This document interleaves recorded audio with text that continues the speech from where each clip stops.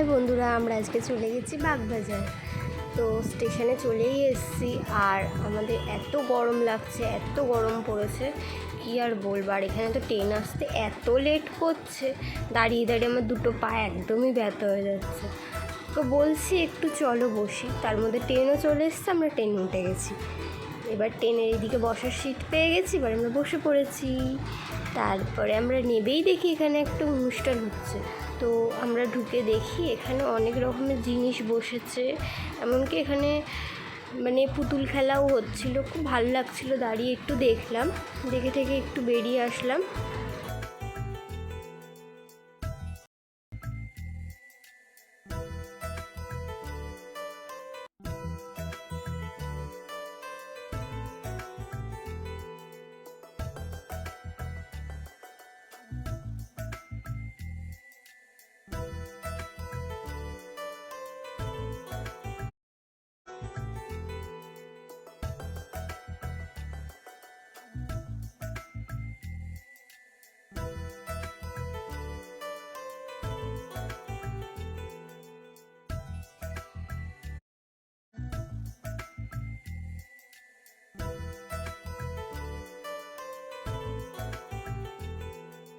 তো এবার এখান থেকে বেরিয়ে যাচ্ছি আমরা, বেরিয়ে এবার মেন রাস্তার দিকে যাচ্ছি।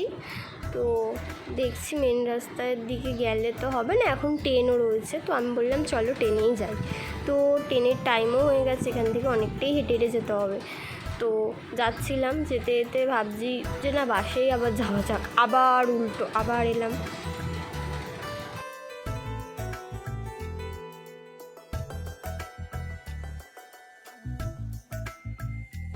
তো এখানে অনেক বড় বাজার বসেছে, তো আমরা যাচ্ছি। তো এখানে ফুচকাও বসেছে। এবার ফুচকা দেখলে খাবো না, এটা তো কখনো হয় না। তো খেয়েও নিলাম একটু ফুচকা, তারপরে বাসে উঠে গেছি।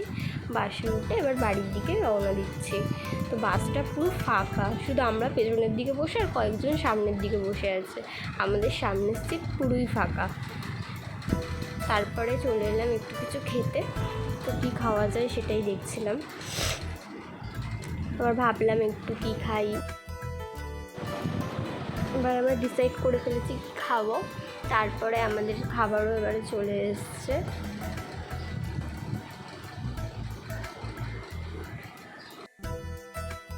তো এদিকে আমরা বিরিয়ানি নিয়ে নিয়েছি, এবার বিরিয়ানি খেয়ে আমরা বাড়ির থেকে রওনা দিলাম।